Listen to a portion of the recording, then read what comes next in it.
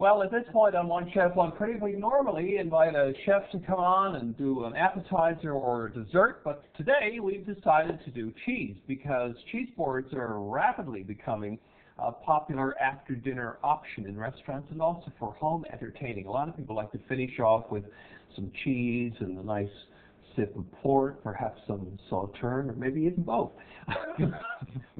But anyway, we're very fortunate to be able to draw upon some real cheese-making expertise today. We've gone to Central Dairies and Farmers.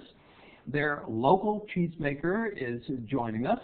And Central Dairies used to make Swiss cheese, but now, believe it or not, they're making, I guess, probably a dozen or more different cheeses, and that's because of the gentleman who's joining us now, Brad Quayle.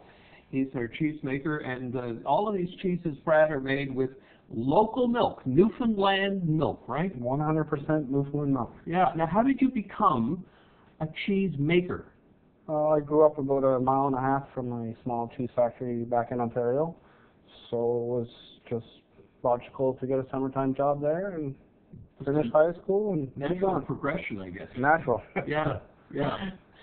So we've got quite an array of cheeses here, and I guess, Steve, you probably tasted those. I think I've tasted them all, Carl, actually. So, but I'm going to let Brad tell you a little bit about some of the cheeses. Probably we'll start here, Brad, with St. John's feta. So feta is a Greek-style cheese. It's very salty. It's a crumbly cheese. It's good on Greek salads. Mostly that's what it's used for. Yeah. I think some people are using them in bacon as well. Some of the yeah, exactly. And this is one of our more popular ones, or what we started off actually, was the Swiss cheese, wasn't it? Yeah. Can you tell us a bit about that and the I formation? Swiss is from Switzerland, and it's made with there's propionic cultures in there, and that's what creates the eyes in the Swiss. Mm-hmm. So what happens is you add the propionic to your milk, and you age it for 20 to 30 days in a warm room, and it creates the ice in the cheese. Gases off. That's what they're calling it. I find this already exciting because you've got so many different varieties here. Just take us through all of them very quickly. What's this one here? This is our caraway Edam. Mm-hmm.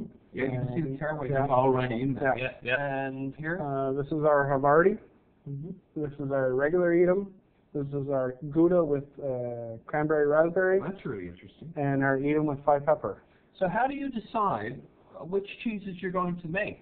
A lot of it is from outside sources and plus of other plants I've worked at. Yeah. So will, for example, a restaurant say to you, okay, we'd like you to make some Asiago cheese. Would you do that, or how does that? We look into the volumes. How much you're going to sell. That's right. That's pretty much so. Yeah. But we do have the capabilities of making 4 batches. Yes, we do. We have a small 200-liter vat that we can make one of. Now, if I were to go to the supermarket, I wouldn't want to purchase that much cheese, but you will actually be selling retail versions of these cheeses, and that's a very good thing, and it's the first, I think, for Newfoundland to be able to go into a supermarket and buy locally made cheese. Absolutely, and we are a half province now, Carl. That's right. Absolutely. So I guess it takes a lot of milk to make cheese. How many gallons of milk when you make a big batch of, say, Swiss? How many gallons? To make a full batch of Swiss at Central Dairies, we use 12,400 liters. Wow. And we get about approximately 1,100 to 1,200 kgs of cheese. Wow. Yeah. And even with all that milk being used for cheese, we still have enough milk left over to make butter and cream and everything else. Yeah. Which is your favorite of all of these? Do you have a favorite? I don't have a favorite. I like all cheeses. Yeah, you're like an artist. Yeah. Which is my favorite painting. They're all my favorite. So. Yeah. But something like this now with the cranberries in it. I mean, I don't know whether that would be something that would be that familiar to most people.